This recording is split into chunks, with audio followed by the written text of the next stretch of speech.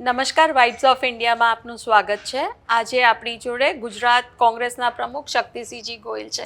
સ્વાગત આપનું. શક્તિસિંહજી, પહેલો પ્રશ્ન એ છે કે 2017 પછી પહેલીવાર થોડું કોંગ્રેસ તરફી વાતાવરણ દેખાઈ રહ્યું છે. તમે કયા પરિબળો જવાબદાર ગણો છો એના માટે? સૌથી પહેલાં તો એ જ કે થોડું નથી, બહુ ઘણું પોઝિટિવ દેખાઈ રહ્યું છે. એટલે થોડો એટલો સુધારો પ્રશ્નમાં. પરિબળ ઘણા બધા છે. સૌથી પહેલાં તો હું મારા વાલા ગુજરાતીઓનો આભાર માનીશ તમારી ચેનલના મારફત, વાઇબ્સના મારફત, કે પ્રેમ, સમર્થન અને આશીર્વાદ મારા પ્રત્યાશીઓને, મારા ઉમેદવારોને, મારી પાર્ટીને અને મને જ્યાં જઈએ છીએ ત્યાં મળે છે. અને લડાઈ છે એક અહંકાર અને આત્મસન્માન એના વચ્ચેની ટક્કર છે. ગુજરાતીઓની વચ્ચે લોકશાહીમાં સામાન્ય રીતે કોઈ પણ પાર્ટી હોય કે શખ્સ હોય કે પક્ષ હોય, એને એક વસ્તુ નક્કી હોય કે ભાઈ અમને મોટા કોણ કરે? જનતા જનાર્દન છે, લોકો કરે. ભારતીય જનતા પાર્ટીને વારંવાર મતો મળવાના કારણે એક અહંકાર આવ્યો છે.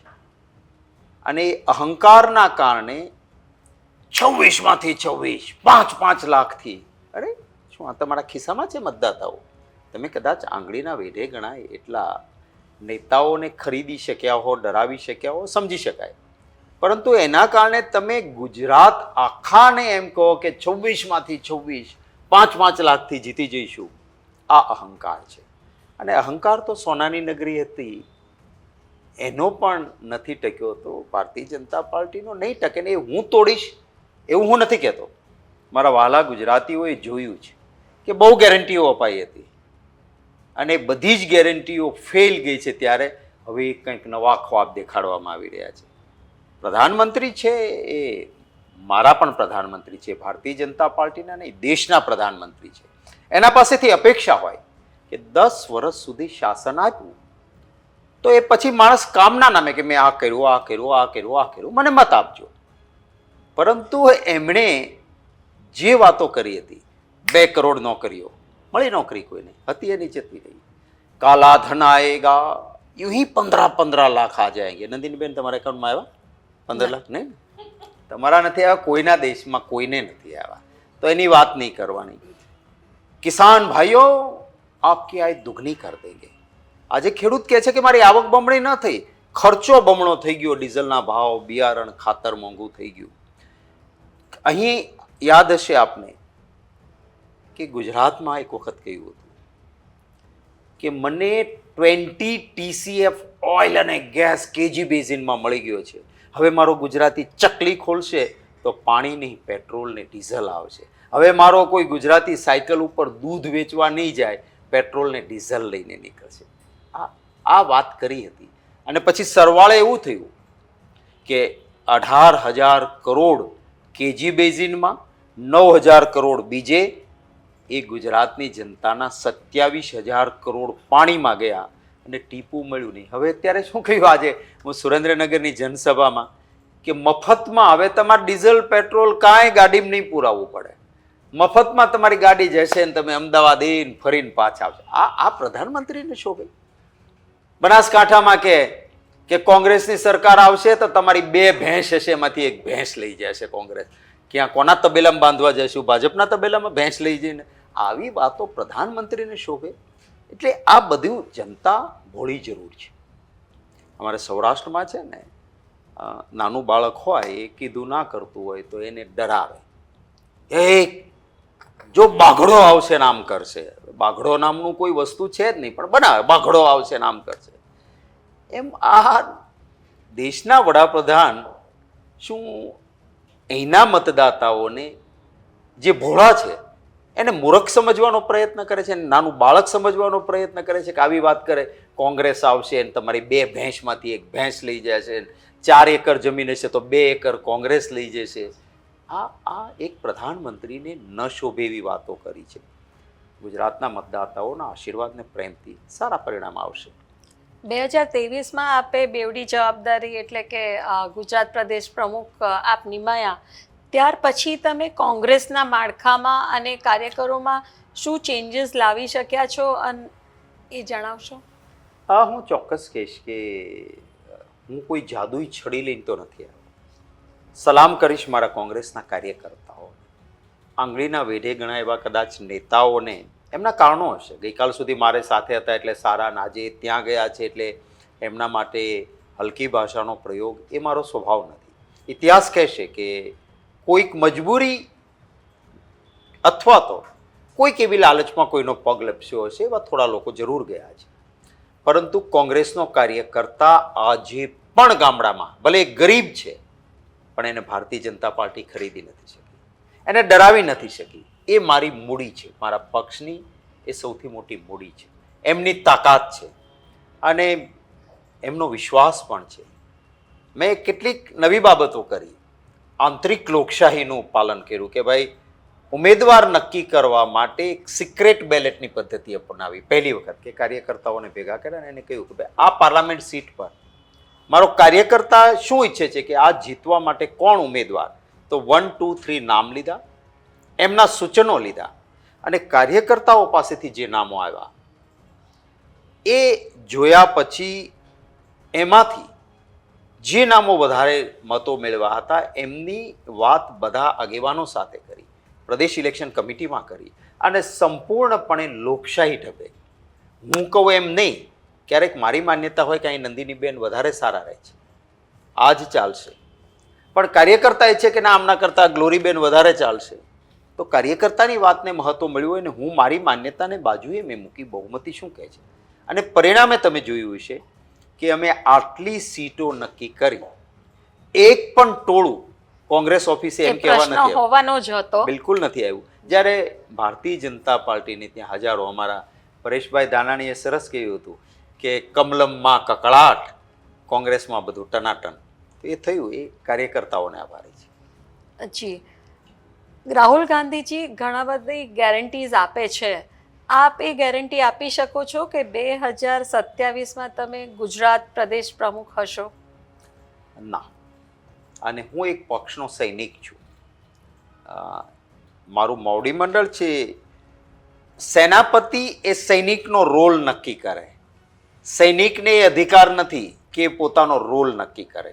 હું પક્ષનો એક કાર્યકર્તા છું, મને પાર્ટીએ ખૂબ બધું આપ્યું છે, મારે કદાચ હવે રીપે કરવાનું હોય, કશું જ ન મળે તો પણ એક કાર્યકર્તા તરીકે આજીવન કામ કરવું જોઈએ. મને પક્ષે કહ્યું કે તમે બિહારમાં જઈને પ્રભારી તરીકે કામ કરો, દેશના એક છેડા પર ગુજરાત, દેશના બીજા છેડા પર બિહાર, અને ચેલેન્જિંગ કામ હતું, પણ 3.5 વર્ષ સુધી નિષ્ઠાને પ્રમાણિકતાથી ત્યાં કામ કરવાનો પ્રયત્ન કર્યો. મારી વિલિંગનેસ પૂછે તો હું જરૂર કહું, પણ એ પછી પણ જે નિર્ણય થાય એ મને સ્વીકૃત હોય, એટલે જે પક્ષ નિર્ણય કરે એને સહર્ષ સ્વીકારીને મારાથી એ કરતાં કોઈ વધારે સારું 2027માં પરફોર્મ કરી શકે એમ હોય તો પક્ષનો અધિકાર છે, એમને જવાબદારી સોંપે અને મારે ખભેથી ખભો મિલાવી જે નવા વ્યક્તિને જવાબદારી આવે એના સાથે કામ કરવાનું હોય. અમારી વાઇબ્સ ઓફ ઇન્ડિયાની ટીમ ઘણી ઉત્સુક છે આપને પ્રશ્નો પૂછવા માટે. હર વખતે આપણે વાત કરીએ છીએ, વિધાનસભાની ચૂંટણી હોય કે લોકસભાની ચૂંટણી હોય, કોંગ્રેસના માળખાની જો ગુજરાતની વાત કરીએ તો વિરોધ જોવા મળ્યો જ છે. એ જીપીસીસીનું કાર્યાલય છે ત્યાં વાવટાઓ લઈને કે પહોંચી જ જાય છે, અથવા તો પોતાની માગોને લઈને પહોંચી જ જાય છે. આજ વખતે તમે એવું શું કર્યું કે એ જે વિરોધ છે એ વિરોધ જોવા નથી મળ્યો? જો કે સામેના પક્ષે વિરોધ જોવા મળ્યો અને કોંગ્રેસમાં વિરોધ ન જોવા મળ્યો. સાચા અર્થમાં કહું તો અમે સંવાદ કર્યો છે, અને જ્યાં તમે સંવાદ કરીને સામાન્યની સાચી વાત સ્વીકારવાનો પ્રયત્ન કરો ત્યાં સંઘર્ષ નથી થતો. અમે સંવાદ કર્યો અને એનાથી સંઘર્ષ ટાળ્યો છે. બીજું મારે એ પૂછવું છે, કારણ કે આપણે ગુજરાતની શિક્ષણ વ્યવસ્થાની મારે વાત કરવી છે, જેના ખરા મુદ્દા છે એ વિધાનસભા હોય કે લોકસભા હોય જે ચૂંટણીમાં હોવા જોઈએ, પરંતુ આ વખતની જો આપણે વાત કહીએ, કદાચને એવું કહીએ કે ગુજરાતની જે શિક્ષણ વ્યવસ્થા છે એ ખાડે ગઈ છે, અને એવું કહેવામાં અતિશયોક્તિ પણ ન લાગે. શિક્ષણ વ્યવસ્થા સુધારવા માટે કોંગ્રેસ કેવા કેવા મુદ્દાઓ છે એ ઉઠાવવાની છે ભવિષ્યના સમયમાં? પહેલી વાત કરું તો શિક્ષણ વ્યવસ્થા ખાડે ગઈ છે એ ખાલી વિરોધ પક્ષ તરફથી વાત નહીં, આ જ સરકારમાં બેઠેલા એક આઈએએસ અધિકારી એ ટ્રાઇબલ બેલ્ટમાં, આપણા આદિવાસી વિસ્તારમાં, ગ્રામીણ વિસ્તારમાં જાય છે, અને જ્યારે ત્યાં જાય છે ત્યારે આખી સિસ્ટમ જોયા પછી એનું હૃદય કકળી ઉઠે છે અને એ પત્ર લખે છે કે આવતા દિવસોમાં ભવિષ્ય જે છે એ અત્યંત આ વિસ્તારના લોકોનું ખરાબ થશે. ટેલેન્ટેડ બાળકો છે, એમને ભણવું છે, પણ કોઈ ભણાવનાર નથી, અહીંયા શિક્ષણ આપનાર કોઈ નથી. ચોથા ધોરણમાં આવેલો વિદ્યાર્થીની કે વિદ્યાર્થી એને પહેલા ધોરણનું જે આવડવું જોઈએ એ નથી આવડતું, અને ભવિષ્ય આપણે આનું ધૂંધળું કરીએ છીએ એવું એક આઈએએસ અધિકારીએ લખવું પડે. આનાથી વધારે ખરાબ પરિસ્થિતિ બીજી કંઈ જ ના હોઈ શકે. ભૂતકાળમાં હું શિક્ષણ વિભાગનો મંત્રી હતો. મને જ બધું આવડે, આપણે કહીએ ને ઘણા MBA હોય છે એટલે ડિગ્રી MBA વાળા નહીં, પણ મને બધું આવડે કહેવાવાળા, એવું રાખવાની બદલે શિક્ષણવિદો સાથે બીજા સાથે ચર્ચા કરીને જે તે સમયમાં શું આવશ્યક છે એને અનુરૂપ સુધારા કરવાનો પ્રયત્ન કર્યો હતો, અને એની એક સારી પરિસ્થિતિ પણ પેદા થઈ હતી. આજે શું થયું છે કે શિક્ષણનું એક વ્યવસાયીકરણ થયું છે. વ્યવસાયીકરણ ટાળીને સસ્તું અને ઉત્તમ શિક્ષણ કેમ મળે કે જ્યાં એક ગરીબનું બાળક પણ ભણી શકે અને શ્રીમંતનું બાળક પણ ભણી શકે, બંનેને એક સરખું શિક્ષણ મેળવવાનો અધિકાર છે. ભારત સરકાર જ્યારે યુપીએની કોંગ્રેસની અગવાઈવાળી સરકારની હતી ત્યારે અમે કરીને બતાવ્યું હતું અને રાઇટ ટુ એજ્યુકેશન RTE આપ્યું, પરંતુ રાજ્યોએ એનું જે અમલીકરણ કરવાનું હતું એમાં ગુજરાત ખૂબ પાછળ રહ્યું છે. નહીં તો જ્યાં આગળ અતિ શ્રીમંત માણસ જાય ત્યાં અતિ ગરીબનું બાળક પણ ભણી શકે એવો RTE નો કાયદો છે, પણ કમનસીબે ગુજરાતમાં એનું અમલીકરણ જ નથી થયું. એ કરાવીએ અમે આવીએ તો સત્તામાં જરૂર. ભારત છે એ દુનિયાનો સૌથી મોટો દેશ છે, દુનિયાની સૌથી મોટી લોકશાહી છે, અને આપણે આ જનરલ ઇલેક્શન્સમાં જઈ રહ્યા છીએ જ્યાં 70થી વધારે ફોરેનના દેશના પ્રતિનિધિઓ આપણી પ્રોસેસ જોવા પણ આવી રહ્યા છીએ. જ્યારે આટલું ઇમ્પોર્ટન્ટ ઇલેક્શન ઇન્ડિયામાં થઈ રહ્યું હોય ત્યારે આપણા મુદ્દાઓ એ બેરોજગારી, આપણા મુદ્દાઓ એ વિમેન એમ્પાવરમેન્ટ, ટેકનોલોજી એ હોવાને બદલે કેમ મચ્છી, મટન, મંગલસૂત્ર, મુસલમાન, આપણો પબ્લિક ડિસ્કોર્સ કેમ આટલો નિમ્ન સ્તરનો થતો જાય છે? બહુ સારો પ્રશ્ન છે, પરંતુ કમનસીબી છે હું કહીશ. આજે જે રીતે થઈ રહ્યું છે એ લોકતંત્રમાં ન હોવું જોઈએ.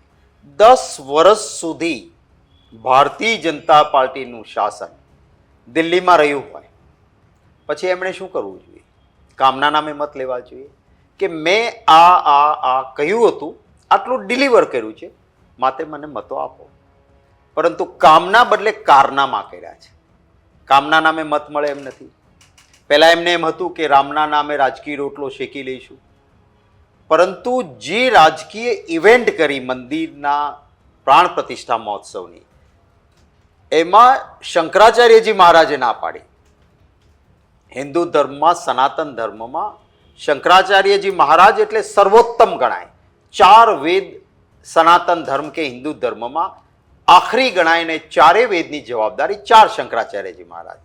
એ ચારેય જ્યારે એમ કહ્યું હોય કે મંદિર એ વાસ્તુ નથી, એ પ્રાણ પ્રતિષ્ઠા છે અને એ ઈશ્વરનું શરીર તરીકે જોવાય છે, તો અધૂરા શરીરમાં પ્રાણ ન મુકાય. રાહ જુઓ, મંદિર પૂર્ણ થાય પછી પ્રાણ પ્રતિષ્ઠા રાખો. પણ મંદિર પૂર્ણ થાય ત્યાં તો લોકસભાની ચૂંટણી પૂરી થઈ જાય, તો મંદિરના નામે મત કેમ લેવા? એટલે શંકરાચાર્યજી મહારાજનું નહીં માન્યા. 4માંથી એક પણ શંકરાચાર્યજી મહારાજ ત્યાં ન ગયા. અને શંકરાચાર્યજી મહારાજે કહ્યું કે કંગુરાનું કામ બાકી છે, કળશ મૂકવાનો બાકી છે. તમે રામલલ્લાની પ્રાણ પ્રતિષ્ઠા કરશો અને પછી મજદૂર ઉપર કામ કરવા ચડે તો એના ચરણ, એના પગ એ રામલલ્લાની ઉપર આવે. આ પાપ કહેવાય. આ નહીં કરો. છતાં ભારતીય જનતા પાર્ટીએ એનું પણ નહીં માન્યું. અને હવે તમે જે કહો છો એ રીતે આ કરવાના કારણે એમને રામના નામે, મંદિરના નામે પહેલા પ્રયત્ન કર્યો પણ બહુ ઉપડ્યું નહીં. કામ તો કર્યા જ નહોતા. એટલે હવે એમને લાગ્યું કે હિન્દુ મુસલમાન કરાવી દઈએ, divide and rule, religious division પેદા કરો. કેવી વાહિયાત વાત કરે છે. હું ચેલેન્જ કરું છું આ ગુજરાતની મહાત્મા ગાંધીજીની ભૂમિ છે. સત્ય અને અહિંસા પૂરી દુનિયાને જેમણે શીખવાડી એ ભૂમિ પરના આવેલા વ્યક્તિ પ્રધાનમંત્રી મહત્વની ખુરશી પર બેઠેલા એ એમ કે આ કોંગ્રેસ પક્ષનો ચૂંટણી ઢંઢેરો છે એ મુસ્લિમ લીગ જેવો છે. હું અભિનંદન આપીશ, એક ચેનલના એક રિપોર્ટરે આખું એનાલિસિસ કર્યું કે દેશના પ્રધાનમંત્રીને ભાજપ કોંગ્રેસના ચૂંટણી ઢંઢેરામાં જે બોલે છે એમાંનું કંઈ છે જ નહીં. એક એક મુદ્દા એણે ફેરવીને એક ઇન્વેસ્ટિગેટિવ જર્નાલિઝમ કહેવાય એવું કરીને કહ્યું દેશના પ્રધાનમંત્રી સદંતર જુઠ્ઠાણું બોલે. હું ચેલેન્જ કરું છું, કોઈ પણ ભારતીય જનતા પાર્ટી વાળો આવે આપના વાઇબ્સ ઓફ ઇન્ડિયાની અંદર બેસવાનું કહે તો બેસીને ચર્ચા કરીએ, અથવા કોઈ પણ પ્લેટફોર્મ પર હું મારા ચૂંટણી ઢંઢેરાની એક કોપી એમને આપું, એક મારા હાથમાં રાખું, બતાવે કે કયો મુદ્દો એ દેશના હિતનો જનહિતનો નથી. પરંતુ આ કરવાનો એનાથી થાય છે નુકસાન શું તમે જુઓ. આપણી દેશની લોકશાહી, આપણું બંધારણ આખી દુનિયામાં વખણાયું, પરંતુ હવે અત્યારની સરકારે મતોના રાજકારણ માટે વિરોધ પક્ષના એકાઉન્ટ બંધ કરી દેવાના, સીઝ કરવાના, કોઈ વિરોધ કરે તો એને જેલમાં નાખી દેવાના, જે કોન્સ્ટિટ્યુશનલ એજન્સીઝ છે એની સાથે છેડછાડ કરવાની, પરિણામે leading newspaper of the world, દુનિયાના જે અગ્રેસર અખબારો છે એમણે આપણી લોકશાહી સામે પહેલી વખત પ્રશ્નાર્થ મૂક્યા, ચિંતા સેવી. અને હવે અત્યારે આ ચૂંટણીના મુદ્દાઓમાં જે મુદ્દા નથી એવા મુદ્દાઓ, ધાર્મિકતાના ભાગલાઓ પાડવાના મુદ્દાઓ, એ મને લાગે છે કે રાષ્ટ્રના હિતમાં નથી, મતોની વોટ બેંક માટે કરી રહ્યા છે, પણ એ આવકારદાયક નથી, હિતાવહ નથી. કોંગ્રેસ પાર્ટીએ રામ મંદિર પ્રાણ પ્રતિષ્ઠામાં જવાનું ટાળ્યું હતું, તો એને કારણે પાર્ટીને કોઈ નુકસાન થયું છે? એને લીધે પાર્ટી વિરુદ્ધ લોકોને કોઈ મેસેજ પહોંચ્યો છે એવું તમને લાગે છે? ચોક્કસ ભારતીય જનતા પાર્ટીએ ખૂબ પ્રયત્ન કર્યો, પરંતુ અમારી વાત લોકોને બિલકુલ ગળે ઉતરી છે કે મંદિર અધૂરું હતું અને શંકરાચાર્યજી મહારાજ એટલે હિન્દુ ધર્મમાં સૌથી ઉપર કહેવાય. જ્યારે એમણે ના પાડી હોય અને એક પણ શંકરાચાર્યજી મહારાજ ન ગયા હોય ત્યારે કોંગ્રેસવાળો કે કોઈ હિન્દુ, સાચો હિન્દુ છે એ ત્યાં ન જઈ શકે, કારણ કે એ મંદિરની પ્રાણ પ્રતિષ્ઠા નહોતી, એ ભારતીય જનતા પાર્ટીની ઇવેન્ટ હતી. અને ભાજપની ઇવેન્ટમાં અમે ન જઈએ એમાં લોકોને કોઈ વાંધો ન હોય ને એટલા જ માટે તમે જુઓ, શરૂઆત બહુ પ્રયત્ન કર્યો પણ આ વસ્તુ લોકોમાં પકડાણી નહીં. અમે કહીએ છીએ કે મન ચંગા તો કથરોટ મેં ગંગા. હવે આ ભાજપવાળાને તો શું છે, હું હિન્દુ છું, હું રોજ મારા માતાજીની આરાધના કરું, મારી કુળદેવીમાંની આરાધના કરું, મારા ઈષ્ટદેવની પૂજા કરું, તો મોક્ષની પ્રાપ્તિ માટે કરું. મતની પ્રાપ્તિ માટે હું મારા દેવી દેવતાઓને શેરીઓમાં ના લઈ જાઉં. અમને તો શું છે કે ભગવાન છે એ પણ મત માટે એમનો ઉપયોગ કરવો છે. અને એટલે હવે દેશની જનતા, મારા ગુજરાતના મતદાતાઓ એમની આ તરકીબોમાં આવ્યા નથી, એટલે જ એ મુદ્દો એમનો ચાલ્યો નહીં. તો તમારી વાત સાચી છે કે આ મુદ્દા પર એમણે પ્રયત્ન તો ઘણો કર્યો. અમારે ત્યાંથી કોઈને તોડીને લઈ જાય તો એને સ્ક્રિપ્ટ આપે, જ્યારે કોંગ્રેસમાંથી કોઈને તોડીને ભાજપમાં લઈ જાય, અમારા પાસે વ્યક્તિગત સંબંધ તો રહે ને, એટલે પછી મળે ત્યારે મને ભૂતકાળમાં લઈ ગયા હતા એ લોકો કહે કે સાહેબ આ આંખ તમારી સાથે મેળવી નથી શકતા, કારણ કે અમે મીડિયા સામે જે કહ્યું એ અમારો આત્મા પણ નહોતો માનતો, પણ ભારતીય જનતા પાર્ટીમાં અમે જઈએ ત્યારે અમને એક સ્ક્રિપ્ટ આપે કે વાંચો, આ જ મીડિયાને કહેવાનું છે, પાછું રિહર્સલ કરાવે કે બોલો, કાગળ નીચે મૂકી દો ને બોલો, પછી એ બોલવાનું. એટલે એમ અહીંથી ગયા ને એક સરખી સ્ક્રિપ્ટ આપીને એ લોકો પાસે બોલાવવાનો પ્રયત્ન કર્યો કે રામ મંદિરના કારણે અમે કહો, એ બી પકડાયું નહીં લોકોમાં. અને ઉલટાના જે ભારતીય જનતા પાર્ટીના સાચા કાર્યકર્તાઓ, પેજ પ્રમુખો જે આજ સુધી જિંદાબાદ કરતા હતા, આજકાલનું સૌથી પાવરફુલ મીડિયા એ સોશિયલ મીડિયા છે. તમે જુઓ એમાં ભાજપનો કાર્યકર્તા જ લખે છે કે અમારા માથે તમે આ બહારથી લાવીને બોજ નાખો છો, તો અમારે શું કરવાનું? અમે ખાલી ગાભા પાર્ટી છીએ, અમે તમારું આ જ કરવાનું છે. આ વખતે ભાજપનો પેજ પ્રમુખ અને ભાજપનો કાર્યકર્તા પણ ભારતીય જનતા પાર્ટીના નેતૃત્વને પાઠ ભણાવવા માંગે છે, એટલે તો આ કમળમમાં કકળાટ પહોંચ્યો. I've seen you, like, even as like you are from Bhavnagar and even I'm from Bhavnagar, and I've seen you going to church during your visit to Bhavnagar. So like my question is, what does secularism means to you? Look, the original religion of our country is like Congress secularism. આપણા દેશની original મજહબ શું? Supreme power એક છે, and that is the base of Sanatan Dharma. Supreme power is one. દેવી દેવતાઓને અવતાર ગણવામાં આવે છે કે સુપ્રીમ પાવર જુદા જુદા અવતાર. જો સુપ્રીમ પાવર એક છે તો ઈશ્વર, અલ્લાહ, ઈસુ ભગવાન, તમે કંઈ પણ નામ આપો, એ પરમ તત્વનો એક ભાગ છે. અને એટલા માટે જ આપણે ત્યાં દેશમાં કહેવાય છે વસુધૈવ કુટુંબકમ. એક આત્મા મૃત્યુ પામે છે, એ કઈ યોનિમાં જન્મ લેવાનો છે એના હાથમાં નથી. અને એટલે એવું કહેવાય છે કે દરેક આત્માએ દરેક યોનિમાં જન્મ લેવાનો છે.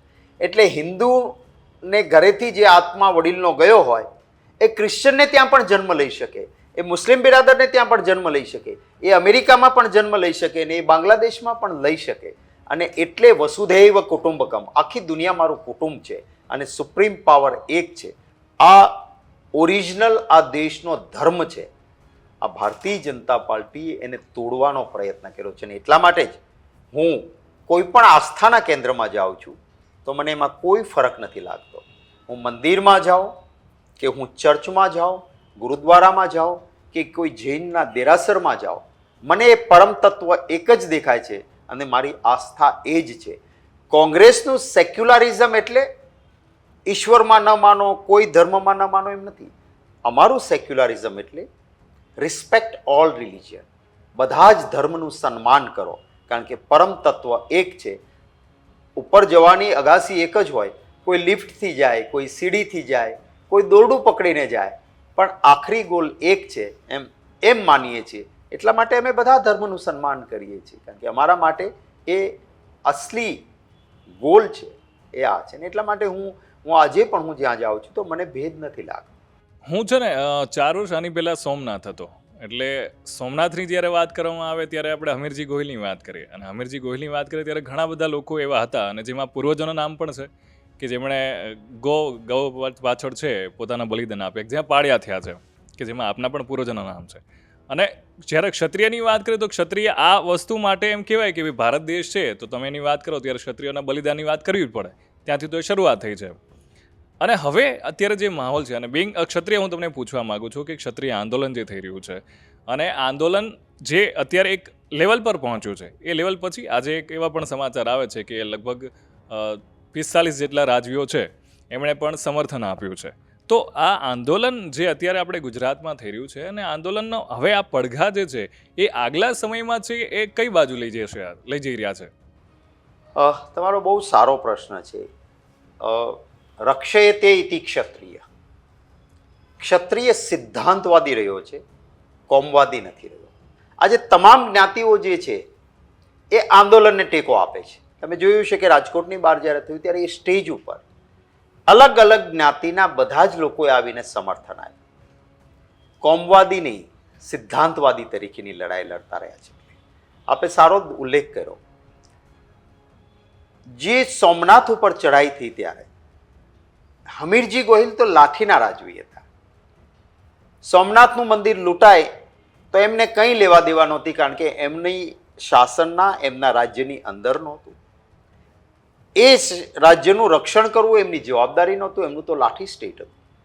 પણ નહીં, ખોટું થાય છે, મારે જવાનું છે અને સોમનાથની સખાતે જવું છે એવું નક્કી કર્યું. ઇટ મીન્સ એ ક્લિયર હતું કે સામે લશ્કર મોટું છે, જીતવાની સંભાવના નથી, પણ સૈદ્ધાંતિક રીતે હું ઘેર બેસીને મારું જીવન નહીં બચાવું, શહીદ થવાનું છે, પણ હું જઈશ. આ રીતે હમીરજી ગોહિલ પોતાનું બધું સૈન્ય લઈને ગયા.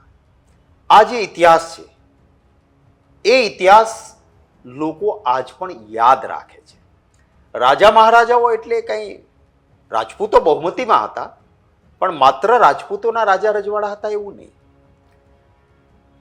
અમારા કાઠી દરબારો હોય, કારડિયા રાજપૂત ભાઈઓ હોય, નાડોદા રાજપૂત ભાઈઓ હોય, બક્ષીપંચમાં આવતી અનેક જ્ઞાતિઓ હોય, પાટીદારો પાસે પટ્ટા હતા ને એમના પણ સ્વતંત્ર રજવાડા હતા, એટલે પટ્ટા હતા એટલે તે પાટીદાર કહેવાયા. ભીલ રાજાઓ અને આદિવાસી રાજાઓ પણ હતા. કોઈ માલધારી સમાજમાંથી આવતા અથવા તો ગઢવી ચારણ ભાઈઓને પણ ગામો અપાયેલા હતા ને એમનું પણ સ્વતંત્ર હતું. એટલે તમામ જ્ઞાતિઓ ના રાજા રજવાડાઓ હતા અને એ બધા જ સ્વાર્થનું સંધાન નહોતું. ભૂમિની રક્ષા, સંસ્કૃતિની રક્ષા, બહેનો દીકરીઓની રક્ષા, ગાયોની સુરક્ષા, એના માટે લડીને શહીદ થયા આજે પણ ગામડામાં પાળ્યા છે અને એનું પૂજન થાય છે. હવે જે ભારતીય જનતા પાર્ટીના પ્રત્યાશીએ જે શબ્દો બોલ્યા એ આ દેશની તમામ બહેનો દીકરીઓને પોતાનું અપમાન લાગ્યું. કારણ કે ઇતિહાસ ક્યાંય એ નથી કહેતો કે કોઈ રાજા મહારાજાએ પોતાની બહેન દીકરી અંગ્રેજોને આપી હોય ને રોટી બેટીનો વ્યવહાર કર્યો હોય. એટલા માટે આક્રોશ સખત હતો. ભારતીય જનતા પાર્ટીનો અહંકાર હતો. નહીં તો આ થયા પછી, અને આ એ જ રૂપાલા છે જેણે ભૂતકાળમાં કેશુભાઈ પટેલ, એક વડીલ બાપની ઉંમરના કહેવાય, એના મેં કીધું આ ભાદરવાનો ભીંડો છે. લેવા પટેલ માટે અનાપ શનાપ શબ્દો આજ રૂપાલા બોલ્યા હતા. આજ રૂપાલા બનાસકાંઠામાં વિધાનસભાની ચૂંટણી વખતે ગયા ત્યારે ત્યાં એક માલધારી ઉમેદવાર હતો, તો આખા માલધારી સમાજ વિશે ગમે તે શબ્દો એને બોલ્યા હતા. આ એ જ રૂપાલા છે જેને દલિતના કાર્યક્રમ પછી કહ્યું કે એ તો નકામો કાર્યક્રમ હતો, આ લોકો કામના નથી કરીને દલિત સમાજનું અપમાન કર્યું હતું. ભગવાન શ્રી કૃષ્ણએ પણ શિશુપાલ ગુના ગુના ગુના કરતો રહ્યો ત્યારે આખરે એનો વધ કર્યો હતો. એમ બધા જ સમાજને લાગ્યું કે આ રૂપાલાને હટાવો. ભારતીય જનતા પાર્ટીએ જો સાબરકાંઠા, વડોદરા એના ઉમેદવારો બદલ્યા હોત તો પછી બદલ્યા છે ત્યારે રાજકોટમાં અહંકાર રાખ્યા વગર, અને કેટલું તમે જુઓ મહાભારત વખતે જે રીતે પાંડવોના વિષ્ટિકારો વિદુર કે શ્રી કૃષ્ણએ કહ્યું કૌરવોને કે 5 ગામ આપી દો, યુદ્ધ ટાળો. કૌરવોએ કહ્યું કે 100ના નાકા જેટલી પણ જગ્યા નહીં, એટલે મહાભારત થયું. એમ અહીંયા પણ આ બધાએ કહ્યું કે આ રૂપાલાને હટાવો, એની પત્નીને ટિકિટ આપી દો, એની દીકરીને આપી દો, અમારો ઝઘડો ખતમ. પણ ભારતીય જનતા પાર્ટીનો અહંકાર 7મા આસમાને હતો. નહીં હટાવીએ, નહીં હટાવીએ એટલું જ નહીં, જ્યારે આંદોલન ચાલે ને, હું પણ સરકારમાં મંત્રી હતો, આંદોલન ચાલે ત્યારે સરકારને પોલીસ પૂછે કે તમારે કોઈ સૂચના આપી છે, અમે આને કેમ ડીલ કરીએ? સરકાર કહે કે ભાઈ ના, દંડો નહીં ચલાવતા, પ્રેમથી કરો, તો સરકાર કહે કે બળ પ્રયોગ કરો. હું મિનિસ્ટર હતો, રેસિડેન્સ ડોક્ટર્સની હડતાલ ચાલતી. મેં કહ્યું તું કોઈ પોલીસની બળજબરી નહીં, કોઈ દંડો નહીં. મેં કહ્યું હું એ છાવણીમાં મળવા જઈશ. મને પોલીસ કમિશનરે કીધું કે સાહેબ આ લોકો આક્રોશિત છે, સૂત્રોચ્ચાર કરશે, ધક્કા ચડાવે. મેં કીધું કંઈ વાંધો નહીં, જે લોકો મને ફૂલહાર પહેરાવે, જોડાનો હાર પણ પહેરાવી શકે, હું જઈશ. હું ગયો, એમની છાવણીમાં બેઠો. 3 માંગણી એમની મેં ત્યાં જ સ્વીકારી. 2 માંગણીમાં મેં કહ્યું બજેટ સુધી રાહ જુઓ, અને 1 માંગણી કીધું હું આ નહીં સ્વીકારી શકું. એમણે સ્વીકાર્યું. સંવાદ થયો, સંઘર્ષ ન થયો, વાત પતી ગઈ. એ લોકોએ મારી જિંદાબાદ બોલાવી. લોકશાહીમાં સંવાદ કરવો જોઈએ, સંઘર્ષ નહીં. પાટીદાર આંદોલન થયું, સંવાદ કર્યો હોત તો 14 પાટીદાર દીકરાઓને શહીદ ન થવું પડ્યું હોત. પાટીદારની બહેનો દીકરીઓને ઘરમાંથી કાઢીને દંડા માર્યા. એના બદલે સંવાદ કર્યો હોત તો ઉનામાં એક દલિત ઉપર અત્યાચાર થયો, દલિતો રોડ પર આવ્યા, સંવાદ કર્યો નહીં, સંઘર્ષ કર્યો. માલધારીઓના પોતાના પ્રશ્નો હતા, રોડ પર આવ્યા, સંવાદ નહીં કર્યો, સંઘર્ષ કર્યો. આદિવાસી ભાઈઓએ કહ્યું કે વન સંપત્તિ પર અધિકારના કાયદાનો અમલ નથી થતો. ભાઈ ચૈતર વસાવા નીકળ્યો લડવા, અમારો અનંત પટેલ લડવા નીકળ્યો, તેનું માથું ફોડી નાખ્યું, પણ સંવાદ નહીં કર્યો, સંઘર્ષ કર્યો. ક્ષત્રિય સમાજ આજે રસ્તા ઉપર છે, એની સાથે સંવાદ નહીં કર્યો, સંઘર્ષ કર્યો. માફી માંગવાની પણ આપણે કહેવાય છે ને, હા પસ્તાવો વિપુલ ઝરણું સ્વર્ગથી એ ઉતર્યું, પાપી તેમાં ડૂબકી દઈને પુણ્યશાળી બને છે. સંવાદ કર્યો હોત દિલથી માં, એના બદલે એક ભાજપના નેતાના ઘરે રૂપાલા એમ કહે છે જઈને માઇક ઉપરથી, હું ક્યારેય મારા બોલેલા શબ્દો માટે માફી નથી માંગતો, મારા પક્ષને નુકસાન જાય છે, એટલે આ માફી કહેવાય? એના કારણે આ પરિસ્થિતિનું નિર્માણ થયું. અને બીજો આપનો અંતનો સવાલ હતો કે રાજા રજવાડા જે છે એ લોકોએ આજે ત્યાં આગળ રાજકોટમાં એક પ્રેસ કોન્ફરન્સ કરી અને પ્રેસ કોન્ફરન્સ કરીને ટેકો આપ્યો. મારે આપને કહેવું પડશે કે આ ભારતીય જનતા પાર્ટીની કેટલી હલકી રાજનીતિ છે. ભાવનગર મહારાજા સાહેબે વડાપ્રધાનશ્રીને ભાજપને ટેકો જાહેર કર્યો સનાતન ધર્મ માટે અને રાષ્ટ્ર માટે, આવો કાગળ આપ્યો છે એમ કરીને જ્યાં ભાજપના પાસે પ્રેસ કોન્ફરન્સ કરાવી, એ જ ભાવનગર મહારાજા સાહેબે જય માતાજી બધાને. આ વિડીયો મૂકવી પડી. એટલું જ કહેવું છે કે અત્યારે જે બધો માહોલ ચાલી રહ્યો છે, એમણે કહ્યું કે આ જે માહોલ ચાલી રહ્યો છે એમાં હું મારા સમાજ સાથે છું. પરિવાર અમે રાજપૂત સમાજની સાથે જ છીએ. મારી જો કોઈ ગેરસમજ કે ઊભી કરી હોય તો સાવ ખોટી વાત છે. અમે સમાજની સાથે જ છીએ અને સમાજ જેમ કહેશે એ જ રીતે અમે આગળ વધશું. આ આ આ આ હલકી રાજનીતિ નથી. ત્યાં કે અમને કાગળ સપોર્ટના આવ્યા 45 જણા, રજવાડા તો ખૂબ બધા હતા, એમાંથી 45 જણા 14 જણા ત્યાં બેઠા જે ભારતીય જનતા પાર્ટીના હોદ્દેદારો હતા અને ભાવનગર મહારાજા સાહેબના નામનો દુરુપયોગ કર્યો, જેમણે સૌથી પહેલું રજવાડું કોઈ પણ જાતના વગર રાષ્ટ્ર એક રહે એટલા માટે 1800 ગામો હતા, 1800 પાદરના ધણી હતા ને પોતાનું રજવાડું આપ્યું હતું. એના વંશજે અમને મોદીજીને સનાતન ધર્મ માટે રાષ્ટ્ર માટે ભાજપને ટેકો આપી દીધો છે. આ સમર્થનનો કાગળ આવી ગયો છે.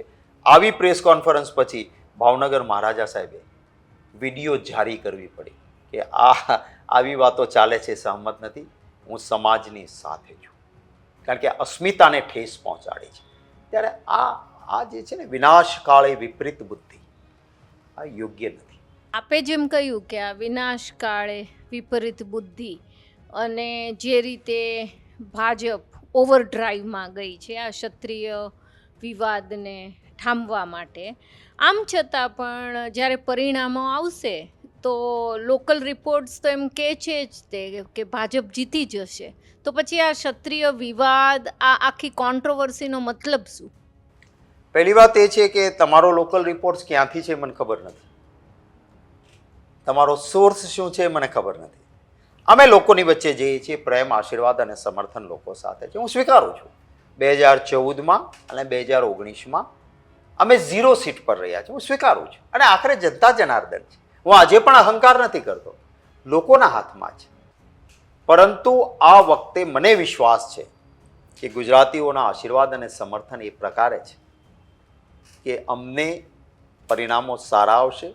અને આપનો જે રિપોર્ટ છે કે પરિણામો સારા નહીં આવે એ આપ ખોટા સાબિત થશો અને અમારા તરફી પરિણામો આવે એવી પૂરેપૂરી શક્યતાઓ છે. હા, અમારે we are fighting against odds.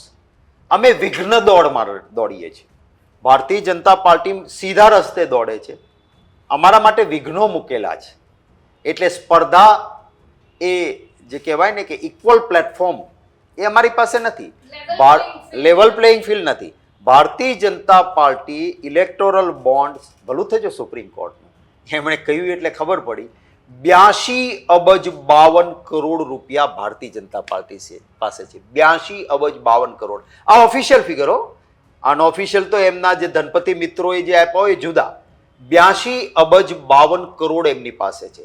બીજી તરફ અમારા 11 એકાઉન્ટ સીઝ કર્યા છે, અમારી એફડી ફ્રીઝ કરી છે, અમારા એકાઉન્ટમાં પૈસા હતા એ લઈ ગયા.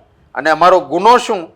તો કે અમારો ગુનો એટલો જ કે અમે 2017-18માં અમારા સંસદ સભ્યોએ અમારી પાર્ટીને 14,56,000 રોકડા કેમ આપ્યા હતા દાનમાં, આ મોટો અમારો ગુનો. એટલે અમારા 2017-18ની વાત, ચૂંટણી આવતી હતી ત્યારે જ એકાઉન્ટ ફ્રીઝ કર્યા. હવે એની અપીલ સરકારમાં થાય, એના ઉપર ટ્રિબ્યુનલમાં જવાનો, પછી હાઈકોર્ટ ને સુપ્રીમ કોર્ટ આવે, અમે જીતવાના, એ બધું જ પાછું આવશે, પણ ત્યાં ચૂંટણી પૂરી થઈ જશે. એટલે એમને, ભાજપને એમ હતું કે પૈસા વગર કોંગ્રેસ કેવી રીતે ચૂંટણી લડશે. હું સલામ કરીશ મારા ગુજરાતીઓને. સામાન્ય રીતે ચૂંટણી લડતો ઉમેદવાર હોય ને એની પાસે લેવા લાઈન લાગે. અહીંયા મારા ઉમેદવારોને પૈસા દેવા લોકો લાઈન લગાડે છે. કોઈ રૂપિયો, 5 રૂપિયા, 50 રૂપિયા, 100 રૂપિયા, 500 રૂપિયા પોતપોતાની રીતે આપે છે. પૈસા દેવાની લાઈન લગાડે છે અને એમ કહે છે કે આ જે નોટ આપીએ છીએ આવતા દિવસોમાં વોટ આપીશું. મને લાગે છે કે આ જ વસ્તુ પરિણામ સુધી જરૂર લઈ જશે. એક વ્યક્તિગત સવાલ છે અને એક સાથે 3 સવાલ કરીશ. કે પહેલું તો એક કે અમે સાંભળ્યું છે કે આપે સુરેન્દ્રનગરમાં પણ શિક્ષણ મેળવ્યું હતું, તો એ ક્યાં અને ક્યારે મેળવ્યું હતું? અને આપે હમણાં વાત કરી હતી સર્વધર્મ સમભાવ, તો આ પ્રકારનું આપનું વ્યક્તિત્વ ઘડતર થયું તો એ આપને રાજકારણમાં કઈ રીતે મદદરૂપ થાય છે? અને આપ એકદમ સૌમ્ય સ્વભાવના છો, તો એમ કહેવાય છે, લોકો એમ કહે છે કે માસ્તર ભણાવે નહીં ને મારે નહીં ને ભણાવે નહીં, તો એ વિશે આપ શું કહેશો? સારું છે, તમે સૌમ્ય સ્વભાવના. પર્સનલી રીતે મને ગમે છે આવા રાજનેતા. કોઈ પણ થેન્ક યુ, પક્ષના હોય. આભાર આપનો. ભારતીય જનતા પાર્ટી વાળો કોઈ મને સૌમ્ય માણસ કહેતો નથી, એ પણ હકીકત છે. ખેર, હું જરૂર કહીશ કે મારા ગ્રેન્ડફાધર અને મારા ગ્રેન્ડમધર એ બંને વચ્ચેની વિચારવાની બાબતો તદ્દન જુદી હતી.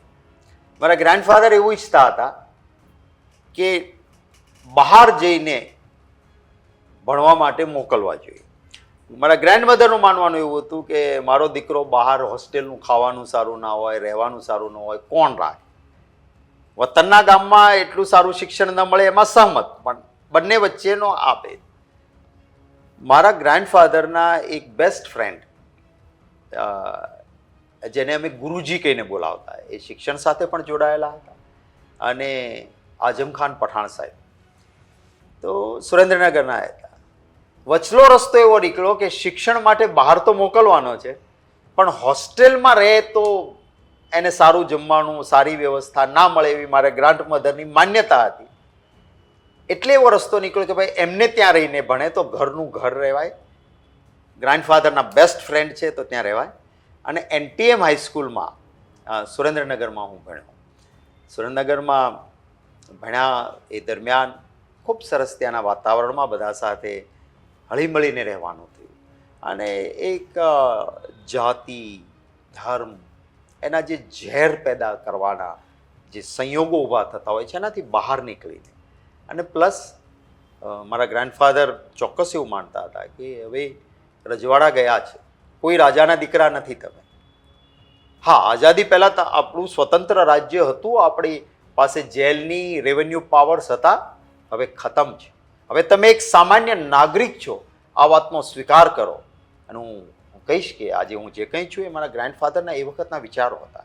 જે રાજવીઓએ પોતાનું ટાઈટ કમ્પાર્ટમેન્ટ રાખ્યું કે લોકશાહી આવ્યા પછી પણ રાજાશાહી છીએ હજી એવી માન્યતા રાખી, એની નેક્સ્ટ જનરેશનને આમ સમાજ સાથે મિક્સ થવામાં તકલીફ પડી.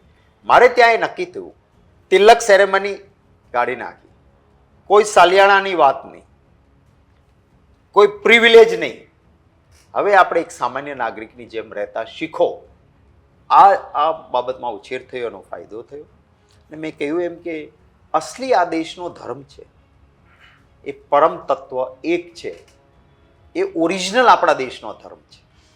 આ તો એ પછી શું થયું કે કેટલાક સ્વાર્થના સમીકરણો, કેટલાક સાચા ધાર્મિક સંતો, મહંતો નહીં, પણ કેટલાક પોતાના વાડાઓ માટેના દરેક ધર્મમાં, અને એમની પોતાની દુકાન ચલાવવા માટે એમણે સંકુચિતતા પેદા કરી. માણસ વચ્ચે પાક કુરાને શરીફ લઈ લો, તમે ભગવદ્ ગીતા લઈ લો, કે કોઈ પણ વેદ લઈ લો, માણસ વચ્ચે ભેદ ક્યાંય નથી આપ્યો. આપણા કોઈ પણ શાસ્ત્રએ આ પ્રકારનો ભેદ નથી બતાવ્યો ધાર્મિકતાના નામે. ભગવાન શ્રી રામનું ચરિત્ર જોઈ લો, કે આજે કોઈ કહેતું હોય ભગવાન સ્વામિનારાયણ, હું તો કહું છું, જ્યારે ભાલમાંથી પસાર થતા હતા તો એમણે મુસ્લિમ બહેનોએ કહ્યું કે અમે શું સેવા કરી શકીએ, જે દાંતણ ભેગા કરતી હતી, તો એમની દાંતણની સેવા લઈ અને એમની સાથે પણ સંવાદ કર્યો અને આશીર્વાદ આપ્યો. આ પરંપરાઓ છે. કમનસીબે કેટલાક સ્વાર્થી વાળાઓ અને કેટલાક વોટ બેંકના પોલિટિક્સમાં, રામનો મરે તોય ભલે, રહીમનો મરે તોય ભલે, મારું વોટ બેંકનું તરફાણું ભરે, આ સમીકરણમાં ભેદભાવ થાય છે. હું એનાથી અગેન્સ્ટ છું. મને મત મળે ન મળે, આખરી ધ્યેય એ સત્તા લઈ લેવાનું રાજકારણમાં નથી. સેવાની સાધના કરવા પ્રયત્ન કરો, સંજોગ આવે સત્તામાં બેસીને સેવા કરવાનું મળતું એ કરો, પણ સિદ્ધાંત સાથે સમાધાન નહીં કરવું. મને કોઈ કહે કે કેટલા વર્ષ તમે વિરોધ પક્ષમાં નો, સત્તા એ આખરી ધ્યેય નથી મારો.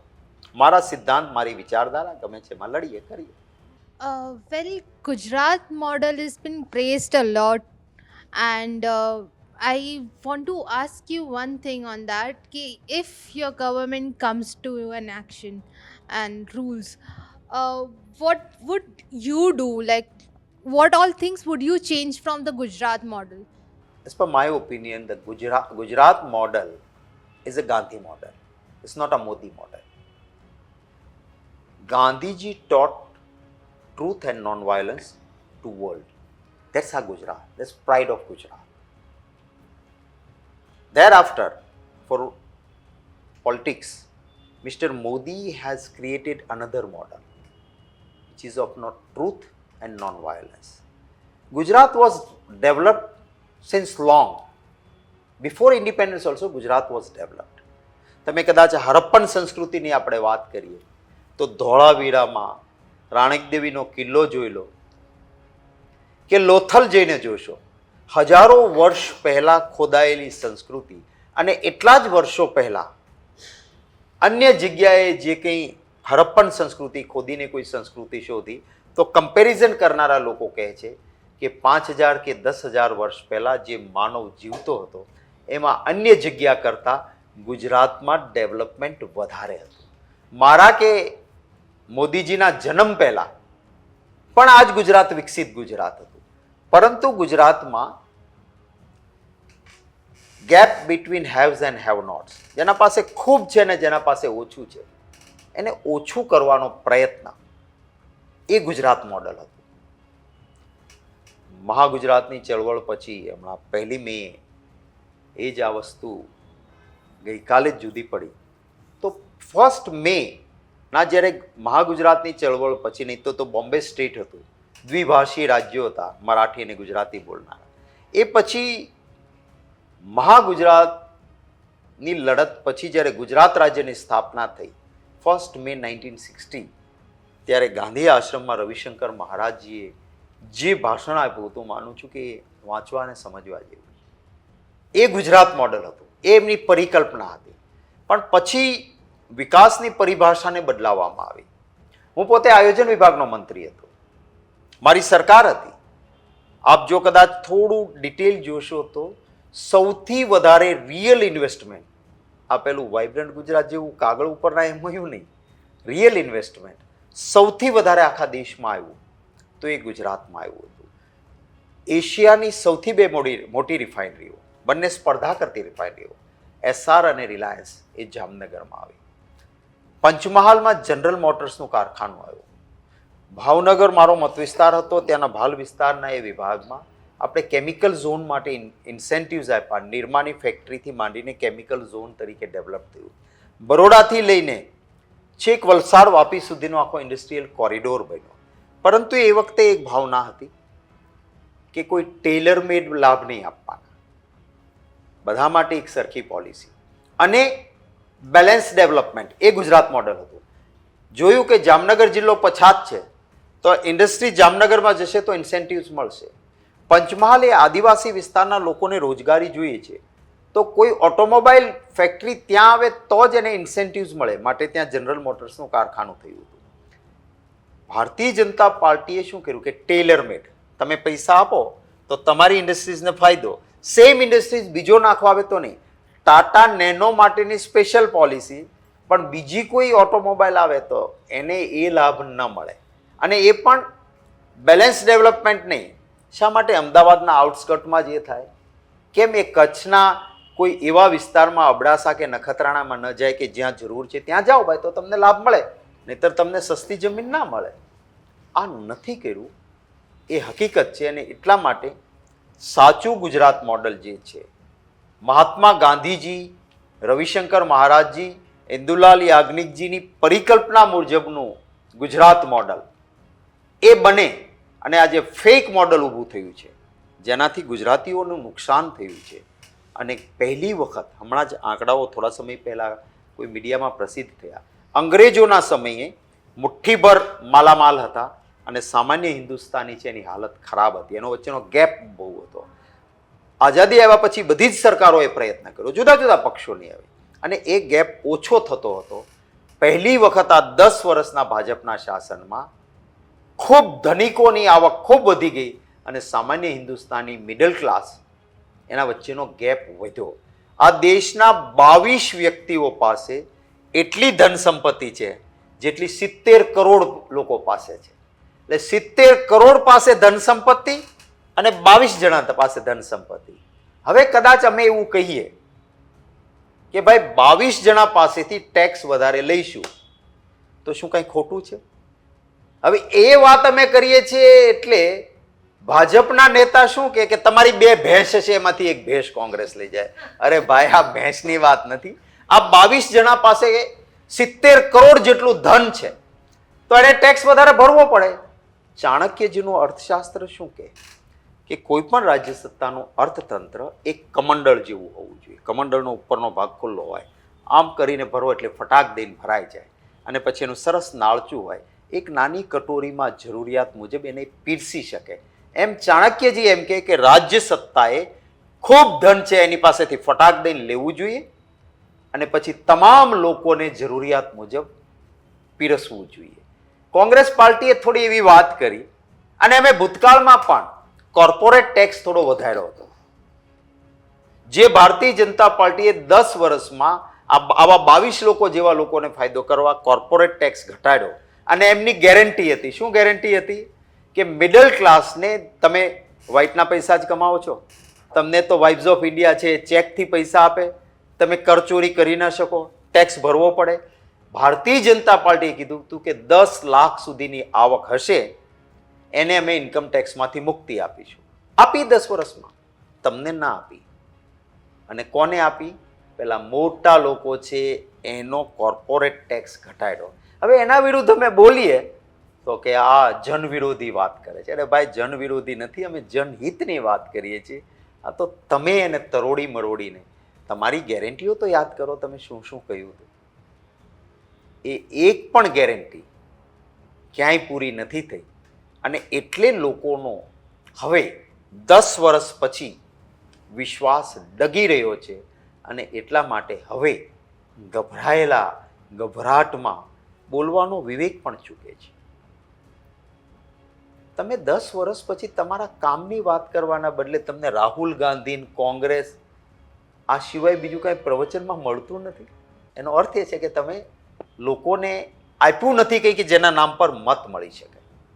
Coming back to elections before we wrap up, જે challenges આપે જે વાત કરી, ઘણી બધી challenges and all, but the fact remains bottom line માં કે 1995 થી, or rather most people sitting in this office has not seen a Congress government. વાત સાચી. What are your plans that they at least get a glimpse of it?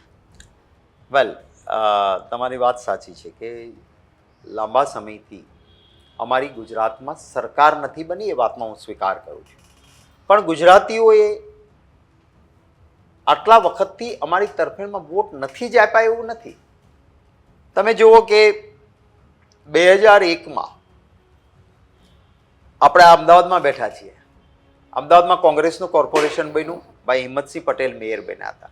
સૌથી વધારે RSSની branches એક શહેરમાં હોય તો એ રાજકોટ છે. રાજકોટમાં પણ અમારા મેયર બનેલા હતા. 90% જિલ્લા પંચાયતો, તાલુકા પંચાયતો, નગરપાલિકાઓ અમારી બની હતી.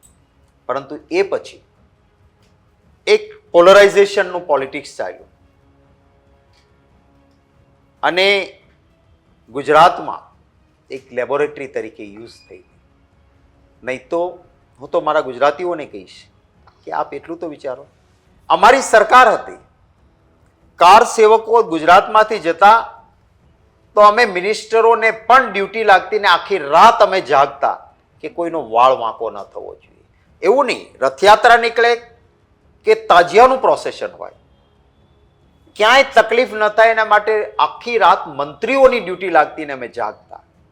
રામના નામે મત લેનારી સરકાર રામ સેવકોને ન બચાવી શકે, જવાબદાર કોણ? અને એ પછી રહીમના બંદાઓને સળગાવવાના, જવાબદાર કોણ? એટલે આ ધંધો કરીને રામનો મરે કે રહીમનો મરે અમને કોઈ ફરક ના પડે. એ ન હે રામ કે ન હે રહીમ કે, એમને એમની વોટ બેંકને ખુરશી જ વાલી છે. એ ડિવિઝન કર્યું હતું. પણ હું માનું છું કે દરબાર મેં ઉપર વાલે કે દેર હૈ અંધેર નહીં. હવે લોકો સમજતા શીખ્યા છે કે અમે એક પાડોશી તરીકે રહેતા હોઈએ, એકના સુખ દુઃખમાં કામે લાગતા હોઈએ. કોઈને અકસ્માત થાય, એ હિન્દુ હોય, પાડોશી મુસ્લિમ હોય, તો પોતાનું બ્લડ એને આપે છે ને એ બ્લડ ચડે છે. એટલે ઈશ્વરે કોઈ ભેદભાવ નથી રાખ્યો. એવું ગુજરાતીઓ પણ સમજતા થયા છે કે આ તો આપણને તોડે છે. અને એટલે કદાચ સમય ગયો છે, પણ શોર્ટકટ શોધીને કોંગ્રેસ પાર્ટી સત્તામાં નહીં આવે. લોકોના દિલ જીતીને માંગણીઓને બે પ્રકારે રાજકારણ થઈ શકે. એક, તમે લોકોની માંગણીને સંતોષો અને વોટ મેળવો. બીજું છે તમે લોકોની લાગણીને છંછેડો અને એ રીતે મતોનું રાજકારણ કરો. લાગણીને છંછેડીને મતો નથી લેવા. પોઝિટિવ એજન્ડા સાથે જઈશું. અને મને પૂરો વિશ્વાસ છે કે આ રૂમમાં બેઠા છે એ તો બધી હજી એમની પાસે લાંબી લાઈફ છે, ઘણા વર્ષો છે એમની પાસે, અને એટલા વર્ષો રાહ પણ નહીં જોવરાવે ગુજરાતની જનતા.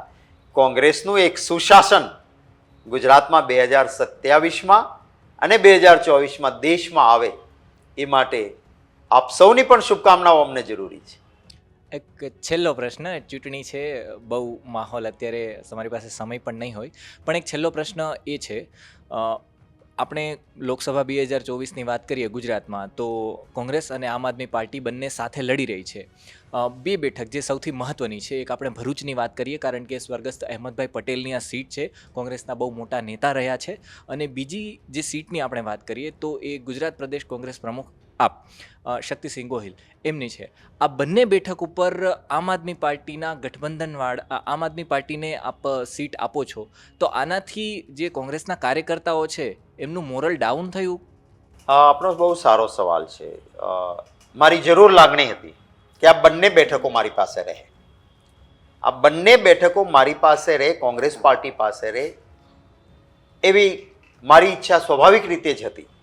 કારણ કે જ્યાંથી હું વર્ષો સુધી ધારાસભ્ય રહ્યો હોય, જ્યાંથી હું બે વખત જિલ્લા પંચાયતમાં ચૂંટાયો હોઉં, જ્યાં મારું વતન આવેલું હોય, ત્યાં મારું પંજાનું નિશાન રહે એવી મારી જરૂર લાગણી હોય. પરંતુ મારો વ્યક્તિગત સ્વાર્થ અને વિચારધારા માટે પાર્ટીના લાર્જર ઇન્ટરેસ્ટમાં મારો વ્યક્તિગત સ્વાર્થ છે એને બાજુએ મૂકવો જોઈએ એવું મને લાગ્યું. આ દેશના અંદર ભારતીય જનતા પાર્ટી 32-33% મતથી સત્તામાં આવે છે. એનો અર્થ કે 66-67% લોકો એવું નથી ઈચ્છતા કે ભાજપ સત્તામાં આવે. શું કામ આવી જાય છે 32-33%થી? કારણ કે એન્ટી બીજેપી વોટ્સનું ડિવિઝન થાય છે, ભાજપ વિરોધી મતો વહેંચાય છે. આ ન વહેંચાય ને એને ભેગા કરવા હોય તો શું કરવું જોઈએ કે ઇન્ડિયા એલાયન્સ લાઇક માઇન્ડેડ પાર્ટીઓ ભેગી થાય. એ ભેગી થવામાં એમનો આગ્રહ હતો આમ આદમી પાર્ટીનો, કે એમનું લોજિક પણ હતું કે અમારો એક આ સીટ કોળી જ્ઞાતિની છે, અમારા કોળી જ્ઞાતિનો ભણેલો ગણેલો એક ધારાસભ્ય છે, એ લડવા માંગે છે, માટે ભાવનગર આપો. ત્યાં એમનું હતું કે આદિવાસી બેલ્ટ છે, ચૈતર વસાવા આદિવાસીમાં લડનાર એક ફેમસ ચહેરો અમારો ધારાસભ્ય છે, આ બે જ બેઠક 24 તમે રાખો, 2 અમને આપો.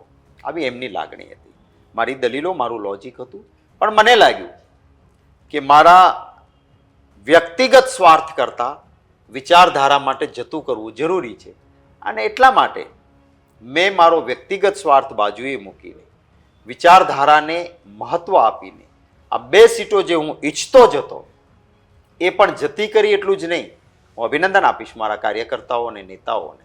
ભાવનગર અને ભરૂચના કાર્યકર્તા અને નેતાઓ પણ મારી પાર્ટીના ઈચ્છતા હતા, પણ નિર્ણય થઈ ગયો તો એ દલો કા નહીં દિલો કા મિલન હૈ.